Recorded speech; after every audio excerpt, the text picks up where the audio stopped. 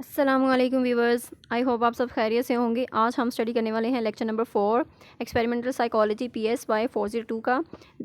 That is the experimental method in science of psychology. So ये previous lecture से हमारा match करता है और थोड़ी सी इसमें एक दो चीज़ें हैं जो रिसर्चेज हुई हैं जो उसके बारे में बताया है। अटेंशन टू इमोशंस, यानी कि हम किस इमोशन को ज़्यादा अटेंशन देते हैं। तो यहाँ पर क्रेट ने और कोलीग्स ने कुछ एक्सपेरिमेंट किए थे। यहाँ पर नीचे इमोशंस भी आपको बताया है कि जो फेशियल एक्सप्रेशंस हैं वो कौन से इमोशंस को आपके रिप्रेजेंट करते हैं। और कुछ इमोशंस जो हैं वो यूनिवर्सल्स होते हैं। यूनिवर्सल मीन वो पूरी दुनिया में वो जाने जाते हैं, किसी लैंग्वेज की ज़रूरत नहीं है उसके समझने के लिए। कि हैप्पी हैं आप तो आपको फेस से पता चल रहा है कि हैप्पी हैं। सैड हैं तो वो भी पता चल रहा है। एंग्री, फियरफुल, डिस्गस्टेड, सरप्राइज्ड, यानी जो इमोशनल फीलिंग्स हैं वो आपके फेशियल एक्सप्रेशन से पता चल जाती हैं। तो कौन से ऐसे इमोशंस हैं जिसको हम ज़्यादा अटेंशन देते हैं। इस पर क्रेट एंड कोलीग्स ने कुछ एक्सपेरिमेंट किए थे। उन्होंने देखा था कि जो अटेंशनल बाइस है कि हम नेगेटिव इमोशंस को ज़्यादा अटेंशन क्यों देते हैं। वो ऑब्जर्व की थी कि जो इमोशनल हमारे एक्सप्रेशंस हैं उसको देखिए, जो नेगेटिव इमोशंस हैं उसको हम क्यों ज़्यादा अटेंशन देते हैं। तो दैट इज़ अटेंशनल बाइस्ड। और कुछ इमोशंस हैं हमारे, और इसमें जो इन्होंने ग्रुप लिया है वो पार्टिसिपेंट्स लिए हैं, उनको उन्होंने पिक्चर्स प्रेजेंट किए हैं। और पिक्चर्स में मेल चिंपैंजी भी है और पीपल भी हैं। और उनके बॉडी पोस्चर से जो उनकी जो एक्सप्रेशंस हैं वो पता चल रहे हैं। फियर है, एंगर है और न्यूट्रल एक्सप्रेशंस हैं कुछ, जैसे कि सैडनेस है, हैप्पीनेस है, डिस्गस्टेड है। तो ये चीज़ें हैं जैसे ह्यूमन ऑब्जर्वर्स हैं और चिंपैंजीज ने नहीं किया। लेकिन ह्यूमन जो ऑब्जर्वर्स थे ना, उन्होंने डॉट प्रॉप इफेक्ट में क्या किया कि जो कंप्यूटर पे स्क्रीन पे जो डॉट शो हो रहा था ना, जहाँ पे वो डॉट शो हो रहा था उन्होंने जल्दी से उस डॉट को टैप किया, क्योंकि वहाँ पर जो भी फेयरफुल एक्सप्रेशन था, एंग्री एक्सप्रेशन था, ठीक है, न्यूट्रल एक्सप्रेशन नहीं था। उन्होंने ज़्यादा पिक किया किसको, एंग्री या फेयरफुल एक्सप्रेशन को। तो ये है कि पीपल लोगों ने ये शो किया इफेक्ट। और जबकि चिंपैंजी जो थे उन्होंने ये इफेक्ट शो नहीं किया। तो ज़्यादा जो लोग हैं वो नेगेटिव इमोशंस को ही जल्दी अट्रैक्ट करते हैं। इसके अलावा जो हम ज़्यादा अटेंड करते हैं वो हमारा जो दो इमोशंस हैं उसको हम ज़्यादा अटेंड करते हैं, ज़्यादा उस पर अटेंशन देते हैं। That is fear and anger. और ये हमारी सर्वाइवल वैल्यू के लिए भी अच्छा है कि हम इन दोनों इमोशंस को जल्दी रिएक्ट करते हैं। और इसमें ये स्टडीज़ पे यही शो किया गया था कि जो हमारा एट्रीब्यूशन अटेंशनल बाइस है, जिसको हम नेगेटिव इमोशंस को ज़्यादा अटेंशन देते हैं, वो उन्होंने मैयर की लैब में। तो ये था कि ये एसोसिएटेड है विद दी एंक्शस मूड, कि आपका मूड जो है वो एंक्शस है।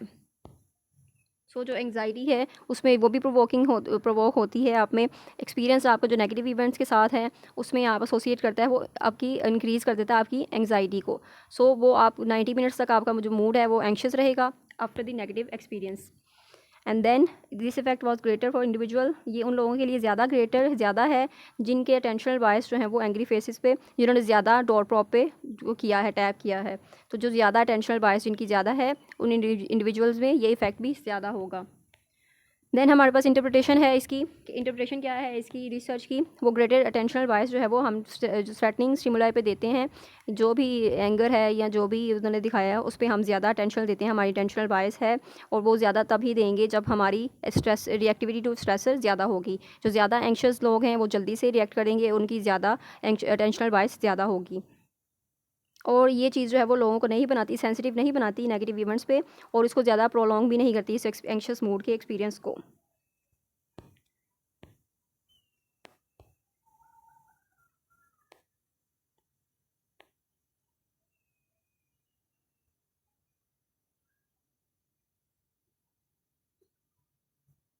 यानी जो आपके इमोशंस हैं, जैसे कि आप नेगेटिव इमोशंस हैं आपके, जो एंगर है या फियर है, आप उसको जल्दी डिटेक्ट कर सकते हैं।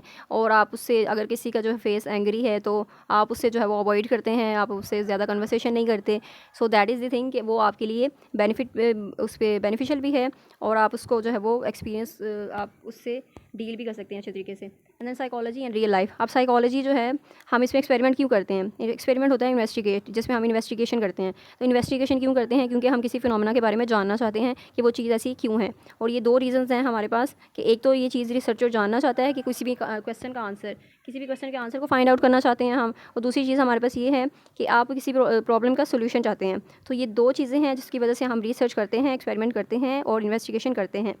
सो फर्स्ट हमारी जो कैटेगरी है वो बेसिक रिसर्च है, एंड देन अप्लाइड रिसर्च है। तो बेसिक रिसर्च में हम क्या करते हैं, किसी भी फिनोमेना के बारे में क्यूरियस होते हैं, हम उसको जानना चाहते हैं, उसके बारे में इंफॉर्मेशन अपनी इन्हेंस करना चाहते हैं, तो इसीलिए हम वो बेसिक रिसर्च को चूज़ करते हैं। एंड देन अप्लाइड रिसर्च है। अप्लाइड रिसर्च में हम किसी भी प्रॉब्लम का सोल्यूशन चाहते हैं, उसको अप्लाई करना चाहते हैं, अपनी डेली लाइफ को उसको इम्प्रूव करना चाहते हैं, तो ये हमारी अप्लाइड रिसर्च है। बेसिक रिसर्च है। बेसिक रिसर्च में देखें एग्जांपल्स देखें, आप किसी भी न्यूरॉन का स्ट्रक्चर जानना चाहते हैं, उसके लिए आप बेसिक रिसर्च करते हैं। फिर आप pathways involve in perceiving movement के कौन से पाथवेज हैं जिससे आप मूवमेंट परसीव करते हैं। उसके बाद studying how caffeine affects brain, कैसे अफेक्ट करती है कैफीन ब्रेन को, तो ये हमारे पास है बेसिक रिसर्च। जबकि अप्लाइड रिसर्च में हम क्या देखते हैं कि how to cure bed wetting, के जो बच्चे हैं उनको जो है वो बेड वेटिंग से कैसे क्योर किया जाए, और how to reduce early morning caffeine intake among elderly, कि जो बड़े हैं उनमें कैसे ये अर्ली मॉर्निंग कैफीन इनटेक को रोका जाए या कम किया जाए। So that is the applied research, जिस पे हम प्रॉब्लम का सोल्यूशन फाइंड आउट करते हैं। और इसमें बेसिक रिसर्च में यही बताया गया है, नीचे भी इस टॉपिक में यही है कि बेसिक रिसर्च जो इस्टेब्लिश करती है आपका डेटा रेजर्वेयर, यानी आपकी इन्फॉर्मेशन को वो इन्हेंस करती है, आपकी एक्सप्लेनेशन को जो थेरेटिकल है उसको इम्प्रूव करती है, आपके कॉन्सेप्ट्स जो भी हैं उसको जो वो टैप करती है। दैट इज़ और जो कॉन्सेप्ट्स हैं आपके that can be tapped by the applied research. अच्छा, बेसिक रिसर्च आपको वो प्रोवाइड कर रही है इन्फॉर्मेशन, और अप्लाइड रिसर्च जो है वो उस पर हम अप्लाई करते हैं और उसमें से सोल्यूशन फाइंड आउट करने की कोशिश करते हैं। ये हमारे पास बेसिक और अप्लाइड रिसर्च है, और इसमें ये कुछ भी नहीं कंसेप्चुअल। और नेक्स्ट हमारे पास है, इन्होंने कंडीशनिंग पे एक एक्सपेरिमेंट किया था नॉनसेंस सिलेबस पे, कि कैसे हम कंडीशनिंग हमारी होती है, और कुछ ऐसे नॉनसेंस सिलेबस जिनका कोई वर्ड का मीनिंग नहीं बनता। पॉल चांस ने उसके जो एक्सपेरिमेंट किया है नॉनसेंस सिलेबस के साथ, उन्होंने कुछ इस तरह के वर्ड्स मिला दिए जिसको आप जिससे फेमिलियर थे। तो ये हमारी कंडीशनिंग इस तरह होती है, जैसे कि उन्होंने एक्सपेरिमेंट किया अप्लाइड साइकोलॉजी में, एक जो कुछ यहाँ पे नॉनसेंस सिलेबस हैं, पोक गैन, जिसका कोई मीनिंग नहीं है, लेकिन उसके साथ हम कुछ इस तरह के वर्ड्स एसोसिएट कर देते हैं, कंडीशनिंग हमारी हो जाती है, जैसे कि स्मेली, क्यूट, स्वीडिश। अच्छा, अमेरिकन जो है, अमेरिकन के साथ उन्होंने स्मेली लगा दिया। इस तरह उन्होंने कहा कि कुछ हमारी जो एसोसिएशन जो हो जाती है, जो हमारी कंडीशनिंग हो जाती है, इस तरह प्रेजुडिस जो है वो क्रिएट होता है हमारा, मतलब दूसरे जो ग्रुप से हमारी जो है वो लाइकनेस और डिसलाइकनेस वो तय होती है। और इस तरह नेशनलिटीज़ हैं, डिफरेंट नेशनलिटीज़, वो इसी बेस पे ही, कंडीशनिंग के बेस पे ही आपस में डिसीजन करते हैं कि ये जो है वो ये कंट्री जो है वो इस तरह की है। जैसे अमेरिकन को हम स्मेली कह दें तो वो क्या है, हमारी कंडीशनिंग अगर हर मीडिया में भी यही आ रहा है और हर जगह पे यही एसोसिएशन हो जाती है, फिर हमारी, फिर हम क्या है उस वर्ड की एसोसिएशन उसके साथ कर लेंगे और उस तरह उसको, उस कंट्री को फिर वैसे ही समझेंगे। तो ये हमारे पास कंडीशनिंग के मेथड से हम कैसे एसोसिएशन करते हैं।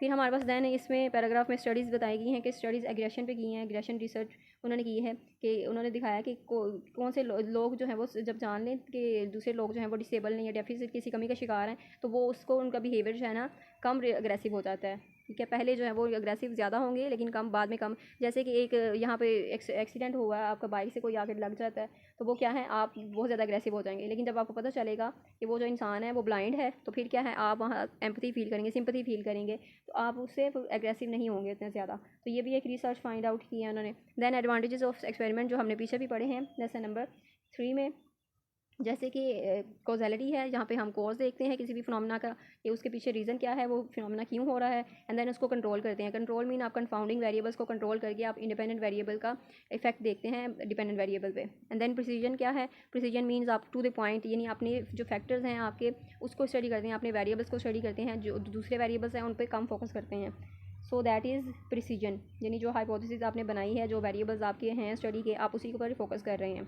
और उसके बाद ऑब्जेक्टिविटी, यानी ऑब्जेक्टिव होता है ये सब्जेक्टिविटी नहीं इंक्लूड इसमें, आप इसके रिजल्ट्स को, प्रोसीजर्स को, कोई भी इसके रिजल्ट्स और प्रोसीजर को ऑब्जर्व कर सकता है, दोबारा इस पर रिसर्च हो सकती है, और जिस पे हम ईजियर रेप्लिकेट जिसे कहते हैं, रेप्लिकेशन मेथड कहते हैं, जिसे रेप्लिकेशन में हम क्या करते हैं, जो भी एक्सपेरिमेंट हुआ है उसको करते हैं, रिप्रोड्यूस करते हैं, उसको हम दोबारा से री एक्सपीरियंस करते हैं और दोबारा उसको एक्सपेरिमेंट उस पर करते हैं।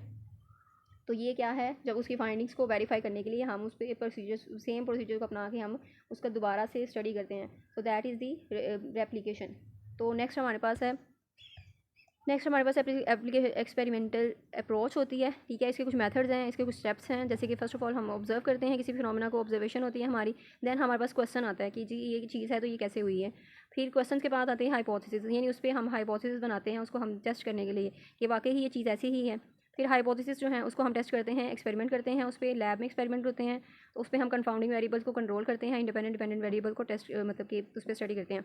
फिर एनालाइज करते हैं डेटा को, उसके बाद हम कंक्लूजन निकालते हैं, कोई भी रिजल्ट फाइंड आउट जो फाइंडिंग्स हमारी होती हैं, फिर वो आती हैं, उसके बाद हम उस रिज़ल्ट को शेयर करते हैं ताकि वो दूसरों को भी उसका इन्फॉर्मेशन जो है वो पता चले और इस तरह जो है नॉलेज इन्हेंस हो, इंक्रीज़ हो।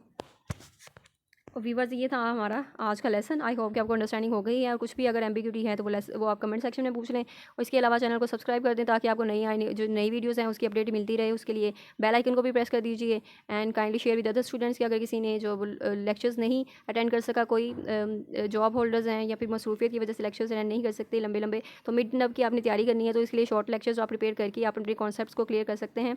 And that's why help others and thank you so much. अल्लाह हाफिज़।